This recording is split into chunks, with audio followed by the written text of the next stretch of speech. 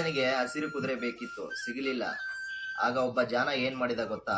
ಸಾಮಾನ್ಯ ಕುದುರೆಗೆ ಹಸಿರು ಬಣ್ಣ ಬಳಿದು ತೊಗಳಿ ಮಹಾರಾಜ ಅಂದ. ರಾಜ ಖುಷಿಪಟ್ಟ.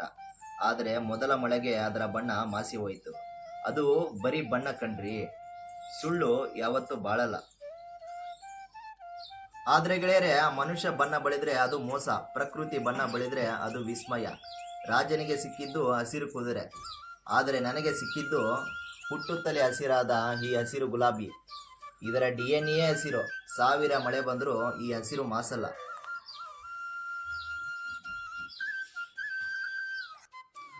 ರಾಜನ ಕುದುರೆಗೆ ಒಂದು ಮಳೆ ಸಾಕಿತ್ತು ಬೆತ್ತಲಾಗೋಕೆ. ಆದರೆ ನನ್ನ ಈ ಹಸಿರು ರಾಣಿಗೆ ಯಾವ ಮಳೆ ಚಿಂತೆಯೂ ಇಲ್ಲ. ನೋಡಿ, ಇದಕ್ಕೆ ದಳದ ಅಹಂಕಾರ ಇಲ್ಲ, ಸುಗಂಧದ ಜಂಬ ಇಲ್ಲ, ಇದರ ಎಲೆಯ ಮುಗ್ಧತೆ. 1743ರಿಂದ ಇದರ ವಂಶಾವಳಿ ಹೀಗೆ ಹಸಿರು. ಇದರ ಹೆಸರು ರೋಸಿಯಾ ಚೈನೀಸಸ್ ವಿರಿಡಿಫ್ಲೋರಾ. ಬಣ್ಣದ ಹಸಿರು ಕ್ಷಣಿಕ, ಹುಟ್ಟು ಹಸಿರು ಶಾಶ್ವತ.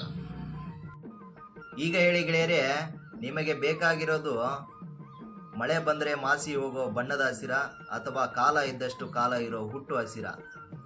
ರಾಜ ಮೋಸ ಹೋದ, ನೀವು ಹೋಗ್ಬೇಡಿ.